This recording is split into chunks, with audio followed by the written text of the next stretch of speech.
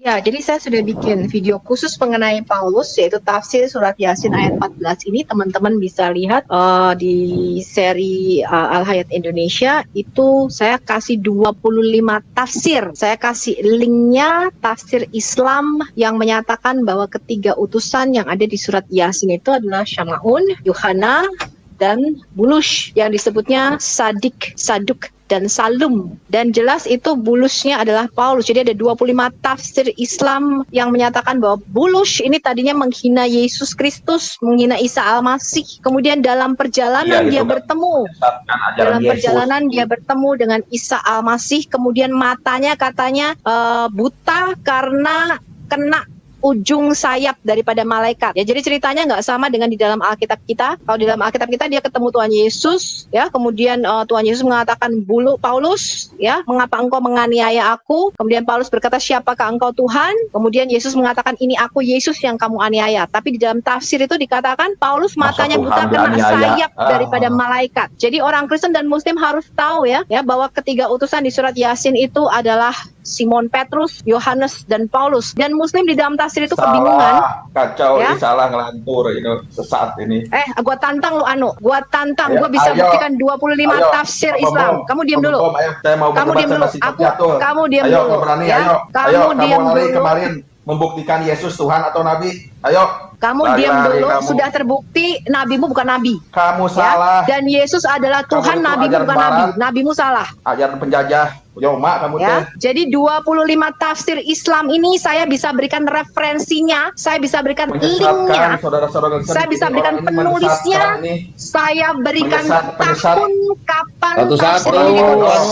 Pak Bob, ya, kalau dia nggak bisa diatur, jangan didengerin otak gorila ini. Jadi teman-teman Kristen harus pinter ya. Itu sudah saya kasih itu 25 tafsir Islam ya. Dan dikatakan di situ Paulus, yang mereka bingungkan gini. Dikatakan ketiga ini adalah utusan Isa, tetapi di dalam Quran dikatakan ketiganya adalah utusan Allah. Itu yang mereka bingungkan. Karena jelas di dalam tafsir dikatakan ketiganya adalah utusan Isa Al-Masih. Dan dikatakan di dalam tafsir itu yang paling kuat, yang mempunyai tanda-tanda dan sign and wonder yang paling kuat adalah Paulus, di mana Paulus membangkitkan orang mati, dikatakan di situ dengan kuasa yang diberikan dari Isa Al-Masih. Nabi Muhammad sama sekali nggak bisa buat keajaiban apapun, tetapi Paulus di dalam tafsir tulis membuat tanda-tanda dan mujizat, bahkan membangkitkan orang mati. Luar biasa Paulus, ya. Makanya saya bertanya, mana kalau dikatakan utusan, mana mujizatnya? Nggak ada. Bisakah nabimu membangkitkan orang mati seperti Paulus, mencelikan mata orang buta, bayangannya menyembuhkan orang sakit seperti Petrus, bahkan sapu tangannya Paulus juga menyembuhkan orang. Itu kata Yesus di Bible yang merahnya. Jadi kamu sudah dilibas habis, ya. Adil akan segera bermunculan dari antara Indonesia, sebab sekarang adalah zaman internet. Zaman internet di mana tidak bisa lagi ditutupi. Begitu modelnya. Ya. Kalau dulu umat Muslim hanya bisa menghafal Quran tanpa boleh bertanya dan tanpa mengerti artinya, tapi tidak di zaman internet ini akan kita buka habis. Kita akan buka habis Quran dan hadis-hadis kalian. Kata-kata Yesus itu lu mau beraninya nanya doang, berisik lah. Bisa bersembunyi di zaman internet. Saya peringatkan kamu, Islam tidak lagi bisa bersembunyi di zaman internet. Apa yang kalian tutup-tutupi selama ratusan tahun akan dibuka lewat internet sekarang ini. Jadi jelas ya. Jadi jelas harus melakukan mujizat-mujizat yang mana Muhammad tidak bisa lakukan itu. Korban penjajah Romawi sih. Aduh, ampun. Inilah saudara-saudara. Pertanyaan saya masih menyangkut masalah tema dalam Matius 26:39. Pak Bobo, tolong Pak dibuka Pak, Matius 26 ayat 39 kan? Saudara kita mau tanya ini supaya dia juga tahu kebenaran Alkitab. Betul. 26 ayat 39. Silakan Pak Ali dibaca Pak. Maka ia maju sedikit lalu sujud dan berdoa, katanya, Bapakku, jikalau sekiranya mungkin biarlah cawan ini lalu daripadaku, tetapi janganlah seperti yang ku kehendaki, melainkan seperti yang kau kehendaki. Yang mau ditanya apa Pak? Ini benar 39. 2639 ya? Yang mana yang Bapak mau tanya? Sebentar, saya tak buka apa? Salah. Bukan sabda Alkitab itu apa ya? Sabda Ya, Alkitab Sabda. Bapak lebih baik buka di handphone, Bapak install Alkitab Yuku, Pak. Ini Alkitab Yuku lebih bagus. Ini kalau untuk yang ini di web mana yang paling akurat yang mana? Semua akurat Pak, sama Pak. Tapi lebih mudah yang Yuku ini yang sekarang yang terpampang di screen ini Alkitab Yuku namanya. Oh gitu ya. Di Play Store ada Pak, di Play Store ada Pak. Alkitab Yuku gitu aja, langsung diinstal, masuk gitu Pak. Saya pakai PC soalnya. Sebentar. Oh pakai PC. Oh pakai PC ada juga Alkitab Yuku. Atau pakai Sabda juga nggak apa-apa Pak. Kalau pakai Sabda bisa. Silakan Pak. Ini ada istilahnya apa? Ini ada TBA, YT, TL, BIS, TS. TB Pak, pakai yang TB Pak. Ya, pakai yang TB Pak. Itu bukan beda Pak. Itu adalah penjelasan daripada ininya Pak, daripada terjemahannya Pak. Dan ini untuk pembaca pakai TB itu yang bahasa Indonesia sehari-hari, pakai yang lain nanti Bapak bingung. Coba ini saya tak baca dulu ya. Nah, monggo silakan. Maka ia melaju sedikit lalu sujud dan berdoa, katanya, ya Bapakku, jikalau sekiranya mungkin biarlah cawan ini lalu daripadaku, tetapi janganlah seperti yang ku kehendaki, melainkan seperti yang engkau kehendaki. Sama kan Pak? Sama. Terus ini yang YT coba ya. Dan dia sedikit menjauh, lalu sujud dengan wajahnya menyentuh tanah dan berdoa, katanya, Bapakku, kalau mungkin biarlah cawan ini berlalu dariku, akan tetapi jangan seperti yang aku kehendaki, melainkan seperti kehendakmu. Ya ini di situ ya, yang TL juga ini ada ya. Iya, betul Pak. Maka berjalanlah ia ke hadapan sedikit. Ya ini yang mau ditanya, iya Pak, saya udah tahu Pak. Yang Bapak mau tanya apa Pak? Lalu sujudlah ia berdoa, katanya, Bapakku, jikalau boleh biarlah kiranya cawan ini lepas daripadaku, tetapi di dalam itu pun bukannya kehendakku, melainkan kehendakmu juga. Ya, ini memang masalah terjemah, mungkin ada perbaikan atau apa gitu ya. Ya saya berusaha. Enggak ada perbaikan Pak. Memang terjemahannya ada beberapa, tapi yang dipakai biasanya yang TB karena itu terjemahan yang mudah dimengerti Pak. Ya, silakan Pak. Apa yang mau ditanya? Di sini Yesus lagi sholat tuh. Bukan Yesus lagi sholat. Saya cuma mau bertanya seperti ini, bahwa cara berdoa Yesus itu kan bersujud. Bersujud intinya wajahnya menempel ke tanah. Yang saya tanyakan bukan kenapa ditanyakan juga nggak apa-apa Pak, bisa dijawab.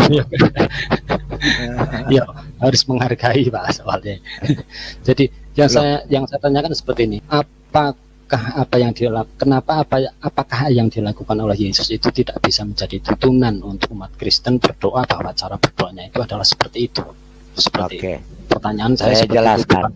Bukan langsung nyekak istilahnya, jelas-jelas Yesus berdoanya seperti itu. Kenapa umat Kristen enggak niru itu? Enggak. Jadi pertanyaan saya lebih kepada apa alasannya? Apa yang dilakukan oleh Yesus dalam caranya berdoa tidak diikuti oleh seperti itulah kira-kira. Jadi perlu diketahui Pak. Ya. Memang tradisi Yahudi ketika berdoa dia sujud. Sujud itu seperti itu. Ya, sujud sampai ke tanah. Orang Muslim sujud ke tangan itu namanya tefila atau selota. Ya. yaitu Selota namanya, Tevila. Itu berdoa dan mereka melakukan itu 3 kali, siang, pagi, dan sore. Pertanyaan saya, di Al-Quran Bapak kan 3 kali juga. Iya. Yang mana yang, mohon maaf ya Pak, mohon maaf ya saya agak ini, yang mana yang menjiplak? Menjiplak, pertanyaan saya belum dijawab, udah dibalik tanya.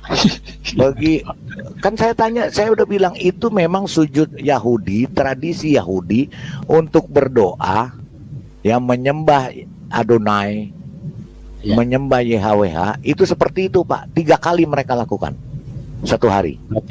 Berarti Yesus Yahudi. Ya Yesus Yahudi Pak, asli ting-ting. Nah, Ya. Dia pikir Yesusnya orang Arab. lah, maksud Bapak, Pak Ali, Yesus apa Pak? Orang apa menurut Bapak? Iya, orang Israel. Orang Israel itu bangsanya Pak. Iya. Bangsa Israel kayak Bapak bangsa Indonesia, Bapak sukunya suku Jawa. Ya, Iya. Kalau Yesus itu bangsa Israel, Campuran, Pak, sukunya saya. Yahudi, Yudea, Yahudi.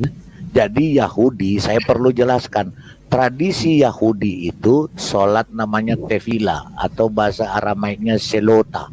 Terus kemudian sunat, wajib sunat waktu bayi umur 8 hari, wajib disunat. Suka atau tidak suka harus disunat. Itu tradisinya. Jadi ketika mereka berdoa itu 3 kali Pak, pagi, siang, dan sore. Pertanyaan saya, kan saya udah jawab ya Pak ya, pertanyaan saya, di Al-Qurannya Bapak tadi dikatakan sholat itu, perintah sholat kan cuma 3, benar nggak Pak? Cuma 3 kali kan? Nggak ada 5 kali kan? Dalam satu ayat ada itu. Ada berapa? Itu bertasbihlah kamu memuji Tuhan pada pagi. Iya, 3 kali atau 5 kali Pak? Ayat itu merujuk ke 3 kali. 3 kali. 3 kali itu yang saya tahu, coba Bapak buka lagi deh. Itu diperintahkan pagi, siang, dan sore.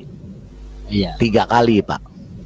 Nah, sholatnya tadi Bapak bertanya tadi, tefila atau selotanya Yahudi 3 kali juga Pak. Pagi, siang, dan sore. Iya.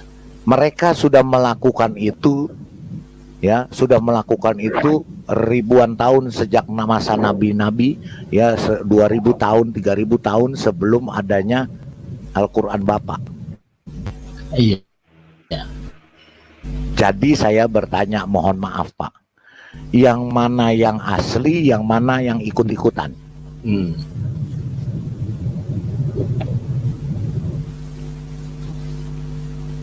Maksudnya ikut-ikutan gimana Pak? Ya ikut-ikutan melakukan selota 3 kali, pagi, siang, sore. Yang mana yang ikut-ikutan Pak? Yang orang Yahudi atau Al-Quran, di dalam Al-Qurannya Bapak? Mohon maaf Pak, saya tanya itu. Iya. Ya lebih tepatnya cara keyakinan kami tidak bisa dikatakan sebagaimana apa istilah dengan menggunakan kata-kata ikut-ikutan. Jadi memang sebentar Pak Ali, sebentar Pak Ali. Ini makin seru. Saya kan tadi Pak Ali mengatakan bahwa kenapa tidak mengikuti. Benar nggak pertanyaannya? Kenapa tidak orang Kristen tidak mengikuti seperti Yesus lakukan? Benar nggak Pak? jadi pertanyaan saya bukan kenapa tidak mengikuti. Kenapa? Pertanyaan Bapak apa tadi? Nah, pertanyaan saya. Pertanyaan. Apa alasannya umat Kristen tidak mengikuti? Jadi yang saya tanyakan itu alasannya, bukan masalah kenapa. Iya, mengikuti. alasannya lama sekali. Nah, ini aja gimana sih Pak Ali ini? Nggak bisa bahasa Indonesia. Itu Yesus ada perintahnya nih. mengajarkan seperti ini, baca Pak. Ada nih perintahnya Yesus ini. Jadi tidak lagi menyembah seperti itu Pak. Ini ada nih ayatnya Jadi nih. menyembah itu dalam roh dan kebenaran, bukan mencium tanah lagi, Pak.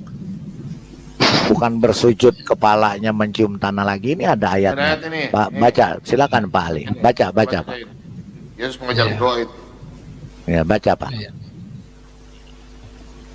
Jadi bukan kita tidak mau mengikuti. Kalau Yesus mengajarkan seperti itu, kita ikuti. Tapi Yesus mengajarkan seperti itu. Baca Pak. Tetapi saatnya akan datang dan sudah tiba. Sekarang bahwa penyembah-penyembah berhala, penyembah-penyembah benar akan menyembah Bapa dalam roh dan kebenaran. Sebab Bapa menghendaki penyembah-penyembah demikian. Allah itu roh, dan barang siapa menyembah Dia harus menyembahnya dalam roh dan kebenaran. Karena Yesus adalah seorang Yahudi, dia harus ikutin tatanan Yahudi. Sama seperti Bapak orang Jawa, Bapak harus ikut adat Jawa. Bener nggak Pak? Iya.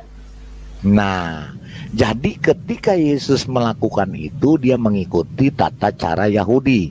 Tapi ketika Yesus sudah menggenapi hukum Taurat, itu kan perintah dalam hukum Taurat. Seperti itu, selota tevila. Nah, ketika Yesus mengenapi hukum Taurat, tidak perlu lagi Tuhan berdoa seperti itu.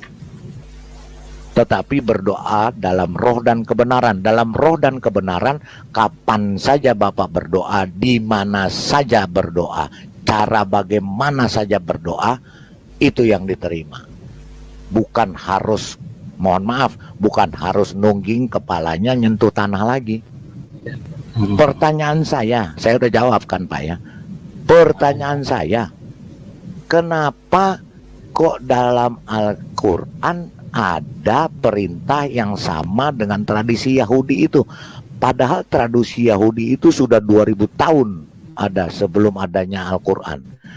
Pertanyaan saya, menurut Bapak, yang mana yang ikut-ikutan, yang mana yang asli? Ya, masalah itu mau dikatakan sebagaimana Pak mereka bilang itu ikut-ikutan atau apa, masalah itu masalah persepsi. Saya menghargai. Kenapa Pak kurang jelas Pak ngomongnya Pak? Kenapa? Yang jelas Pak, gimana? Boleh saya jelaskan dulu secara apa yang kita imani? Iya, silakan. Jadi bahwa Nabi Muhammad itu diutus untuk apa istilahnya menyembah satu Tuhan yang Esa, dan Nabi Muhammad itu membenarkan Zabur, Taurat, Injil, dan juga membenarkan nabi-nabi terdahulu. Jadi ya secara tuntunan sholatnya, cara beribadahnya gitu ya, tentu saja mengikuti apa yang dilakukan oleh nabi-nabi dan rasul-rasul terdahulu. Oke, cukup. Udah cukup. Saya udah paham Pak, udah cekak. Iya. Pertanyaan saya Pak Ali, nabi-nabi yang mana yang Bapak ikuti? Maksudnya gimana? Ya kan tadi Bapak bilang Nabi Muhammad ini mengikuti katanya nabi-nabi tuntunan. Pertama katanya ikuti Taurat, Zabur dan Injil. Pertama saya tanya, Taurat, Zabur dan Injil, membenarkan Taurat, Zabur yang Injil yang mana? Maksudnya Pak Lidara saya enggak kurang paham. Oke, saya jelaskan lagi. Taurat yang Pak Bum Bum, biar agak jangan ngantuk nih Pak Bum Bum. Yang dibenarkan itu Taurat, Zabur dan Injil yang mana? Kalau di tangan orang Kristen itu ada Taurat, Zabur dan Injil yang namanya Alkitab. Apakah Bapak membenarkan Alkitab atau ada lagi Taurat, Zabur dan Injil yang lain? Oh, jadi kan Alkitab terdiri dari Zabur, Taurat, dan Injil, seperti itu ya. Betul. Iya, Ya. Umat Islam membenarkan itu. Yaitu salah satu rukun iman kami kan membenarkan, meyakini kitab-kitab terdahulu. Oke, jadi berarti Pak Ali membenarkan Alkitab ya, yang ada Taurat, Zabur dan Injil, benar nggak? Bukan membenarkan sepenuhnya Alkitab, kami membenarkan bahwa pernah diwahyukan kepada rasul-rasul terdahulu, yaitu Zabur, Taurat, dan Injil. Kalau Seperti Pak Ali tidak membenarkan Alkitab, Taurat, Zabur, dan Injil, yang mana yang dibenarkan oleh Muhammad? Yang mana? Apanya maksudnya? Yang Kan mana lagi? Yang mana lagi? Pak Ya tentu Ali, saja Injil, Pak Lidara, gimana sih pakai nanya? ya. Tentu Ah, saja iya, Injil iya, yang iya. dibenarkan adalah Injil yang diturunkan kepada Nabi Isa ketika Nabi Isa masih bayi. Di ayunan, waktu masih di ayunan. Enggak dalam kandungan. Oh, dalam kandungan. Bu, Mama, coba ulang lagi, aku coba ulang. dikasih kitab. Coba ulang lagi. Aku dikasih kitab Injil dan aku dijadikan nabi. Oke, oke, Pak Ali. Mau tanya dong Pak Ali, aku protes. Itu kitab Injil Isa kemana ya bisa hilang? Tuh, Carilah. ditanyain tuh. Jadi gini Pak Ali, saya tegaskan lagi. Yang ada di tangan sekarang kita, umat Kristen, yang namanya Alkitab itu terdiri Taurat, Zabur, dan Injil. Ya Pak Ali? Iya. Itulah yang diturunkan kepada orang-orang terdahulu sebelum Muhammad. Iya. Bukan diturunkan, saya harus ralat lagi. Tuhan kita, ya pencipta Adonai, ya itu tidak pernah menurunkan kitab, tidak menurunkan kitab. Jadi kitab itu tulisan semua. Nah sekarang yang saya tanya, Al-Quran yang juga tulis. Bapak imani itu Taurat, Zabur, dan Injil yang mana? Kalau Bapak tidak mau mengakui Alkitab yang Taurat, Zabur, dan Injil yang kita pegang sekarang. Jadi menurut keyakinan umat Islam, sebagaimana yang kita yakini ya Pak ya. Jadi kembali kepada Iya, iman masing-masing. iya, keyakinan. Iya, Saya betul. tidak memaksakan Pak Lidara untuk meyakini apa yang saya yakini. Pak Lidara juga tidak bisa Iya. menyeret saya untuk meyakini apa yang umat Kristen yakini.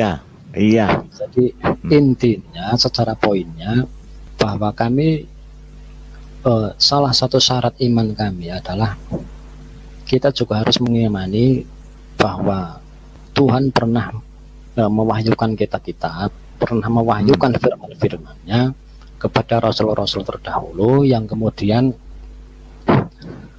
dimaktub ataupun ditulis oleh manusia menjadi Zabur, Taurat, dan Injil. Iya.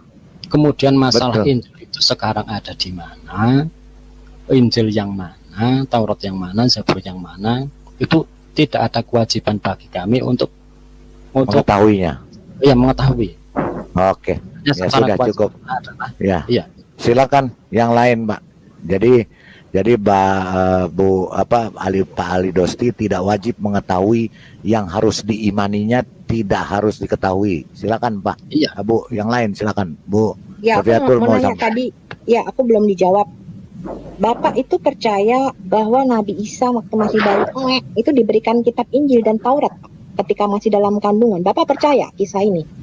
Dan yang kedua, apakah ini historical event? Maksudnya kisah sejarah atau hanya khayalan? Menurut Pak Ali, bagaimana kitab Injil yang diberikan kepada Nabi Isa ketika Nabi Isa masih bayi ini? Itu cerita ada di mana itu? Nabi Isa masih bayi diberi Injil. Waduh, Lah di Bapak nggak baca Al-Quran, Quran? Pak. Terus Di celaka Al-Quran, Pak Ali, silakan. Coba mana ayatnya? Oke, Nabi Isa ayatnya. masih bayi. Bapak nggak baca Quran dan tafsir ya? Aduh, berarti Bapak kalau pengajian ngapain aja Pak? Cuma belajar tatwij panjang pendek, panjang pendek, panjang pendek, gitu Pak. Tapi artinya nggak tahu. Enggak tahu. Hanya belajar mengaji indah, tapi artinya nggak tahu. Padahal saya sudah bikin video loh Pak, bahwa kalau menghafal itu EQ-nya sekelas gorila. Jadi Buka tingkatan ayatnya, Bu berpikir itu Sophie, ada coba. 4. Tingkatan Buka. berpikir ada 4 Pak. Yang paling rendah namanya menghafal, ya. Coba buka ayatnya. Ntar saya cari. Silakan dulu, lanjut Bu Sofi, lanjut Surat dulu 3 sambil saya Pak, cari. buka surat 3 ayat Oh, surat 45. 3. Oke, sebentar ya. Oh, Pak Bom bisa Saya bukain, Pak. barusan selesai Surat mengajar 3 ayat versi 5. Quran ini. Sudah saya tutup sih laptopnya. Iya 30 ya. Tapi Bu. kalau saya Tiga. nggak salah ingat surah 3 45. Coba sebentar ya, saya Surat buka berapa? dulu laptop sucinya. Iya, itu Surat apa? berapa? Coba Pak Surat buka tiga, surat Pak, 345 kalau Surat saya nggak 3. salah ingat. Jadi Bapak percaya ada kitab turun dari surga ya Pak ya? Pak Ali? Maksudnya Maryam 30 kali Ibu Sofi. Sebentar. Bukan Ali Imran, surah Maryam kali Bu. Ya, Surah Maryam. Maryam, Sorry. surah 19 5. ayat 27 sampai 30 sekalian. Saya nggak bisa masuk dari laptop ya. Saya bacakan juga tafsirnya. Ada nih, Ya, ada saya nih. bacakan tafsir Al-Jalalain, Ibn Abbas dan Ibn Katsir. Silakan dibuka Pak Ini- Bom. Surah ini, Maryam Pak. surah 19 Pak ayat Bom, ini 27 share sampai screen. 30. Oke. Iya, itu. Saya baca ya. Surah Maryam ayat 27 sampai 30. Maka Maryam membawa anak itu kepada kaumnya dengan menggendongnya. Kaumnya berkata, "Hai Maryam, sesungguhnya kamu telah melakukan sesuatu yang amat mungkar. Hai saudara perempuan Harun. Ayahmu sekali-kali bukanlah seorang yang jahat dan ibumu sekali-kali bukanlah seorang pezina." Ini keliru ya. Maryam ibu Yesus bukanlah saudara perempuan Harun. Maka Maryam menunjuk kepada anaknya dan mereka berkata, "Bagaimana kami akan berbicara dengan anak kecil yang masih di dalam buayan?" Kemudian berkata Isa, "Sesungguhnya aku ini hamba Allah. Dia memberiku Alkitab dalam kurung Injil dan dia menjadikan aku seorang nabi." Sekarang saya bacakan tafsir Al-Jalalain mengenai Quran surah Maryam ayat 27 sampai 30. Isa berkata, "Lihat, aku adalah hamba Allah. Dia telah memberiku kitab suci yaitu Injil. Dia telah memberiku kitab suci yaitu Injil dan menjadikan aku seorang nabi." Sekarang kita buka tafsir Ibn Abbas. Isa kemudian berbicara kepada mereka, "Sesungguhnya aku adalah hamba Allah. Dia telah memberiku kitab suci. Dia mengajariku Taurat dan Injil ketika aku masih dalam kandungan ibuku dan telah mengangkatku menjadi seorang nabi setelah ibu melahirkanku." Sekarang kita buka tafsir Ibn Katsir. Mereka mengolok-olok Maryam karena menyuruh bicara dengan anak yang masih dalam buayan, dalam kurung. Bagaimana kita bisa berbicara dengan orang yang masih kecil dalam buayan? Maksudnya belum punya gigi, belum bisa ngomong, ya. Maimun bin Mahran berkata, kemudian Maryam, ya, maksudnya Maryam menunjuk ke arah Isa karena dia puasa, katanya puasa nggak bisa bicara. Dia menunjuk ke Isa, bicaralah padanya. Mereka kemudian berkata, kaumnya Maryam ini ya berkata, "Setelah dia datang kepada kami dengan bencana ini, maksudnya hamil tanpa suami, dia sekarang memerintahkan kami untuk berbicara dengan seseorang yang masih kecil dalam buayan." As-Sudi berkata, ketika dia menunjuk kepadanya, mereka menjadi marah dan berkata, "Dia mengejek kita sampai-sampai memerintahkan kita untuk berbicara dengan anak ini. Lebih buruk bagi kita daripada percabulannya. Sesungguhnya saya adalah hamba Allah adalah hal pertama yang dia katakan. Ini adalah pernyataan kemuliaan yang tinggi dari Tuhannya dan kebebasannya untuk memiliki anak. Juga dia menegaskan bahwa dia sendiri adalah seorang penyembah Tuhannya. Allah berkata dalam kurung, dia telah memberikanku kitab suci dan menjadikanku seorang nabi. Ini adalah pernyataan tidak bersalah bagi ibunya dari amoralitas yang dikaitkan dengannya. Nauf al-Bikali berkata, ketika mereka mengatakan apa yang mereka katakan kepada ibunya. Suara siapa ini? Apa itu? Siapa itu? Pak Bom Bom. Pak Bom Bom lagi denger apa sih rame nggak dimatiin? Dengar demo 212 ya. Saya bacakan ya, ini penting. Lanjut. Al-Bikali berkata di dalam tafsir Ibn Katsir, ketika mereka mengatakan apa yang mereka katakan kepada ibunya, dia dalam kurung Isa masih menyusu dari payudaranya. Atas pernyataan mereka, dia melepaskan payudara dari mulutnya dan berbaring di sebelah kirinya sambil berkata, Isa nih masih nyusu nih, belum punya gigi ngomong, sesungguhnya aku adalah hamba Allah. Dia telah memberiku kitab dan menjadikanku seorang nabi. Sekarang saya tanya, apakah di dalam sekarang saya tanya tafsir Al-Razi, ya, tafsir Al-Razi, saya bacakan satu lagi nih. Di dalam disertasi Muhammad Ahmad Kalafullah, ya, ini dia ngambil S2 PhD-nya di Al-Azhar University Mesir. Judulnya adalah Quran bukan kitab sejarah. Ya, diuji oleh Profesor Puli. Di halaman 28 tafsir Al-Razi menulis demikian. Al-Razi di dalam tafsirnya mengenai Quran surah 3 ayat 46, ya, dan Quran surah 19 tadi, ayat 27 sampai 30 dikatakan Isa berbicara pada waktu bayi bagi orang Yahudi dan Nasrani menolak kisah ini sebagai kisah sejarah. Ya, jadi Al-Razi ketika mengatakan bahwa Isa itu bicara waktu masih baby, kemudian dikasih kitab. Orang Yahudi dan orang Nasrani menolak kisah ini sebagai kisah sejarah. Peristiwa yang tidak bisa dibuktikan dan sama sekali tidak pernah terjadi dan tidak masuk akal. Al-Razi mengatakan Yahudi dan Kristen berkata, kalau peristiwa ini memang benar-benar terjadi, maka akan sampai kepada mereka bukti-bukti yang nyata. Al-Razi heran karena orang Kristen mengkultuskan Isa atau Yesus sebagai Tuhan, tetapi menolak mujizat bahwa Isa berbicara pada waktu masih bayi. Dengan kecintaannya terhadap Isa atau Yesus, mereka seharusnya mengetahui keajaiban orang yang dicintainya. Begitu juga dengan orang Yahudi menolak kisah ini sebagai kisah sejarah. Ya. Dan di dalam Al-Maidah, Bapak baca surah kelima ayat 110 dikatakan, ini Allah berkata ya kepada Isa, hai Isa putra Maryam, ingatlah nikmatku kepadamu dan kepada ibumu di waktu aku menguatkan kamu dengan Rohul Kudus. Kamu dapat berbicara dengan manusia di waktu masih dalam buayan dan sudah dewasa. Dan dalam kurung ingatlah di waktu aku mengajar kamu menulis hikmah Taurat dan Injil. Dahsyat. Dari mana kisah mengenai Yesus bicara waktu masih bayi ini diambil? Ini diambil dari Injil palsu, yaitu The Syriac Infancy Gospel atau Injil Tufuliah, atau di dalam bahasa Arabiknya adalah Arabic Infancy Gospel pasal yang pertama. Di dalam Injil palsu ini mengenai Injil kanak-kanak Yesus ditulis demikian.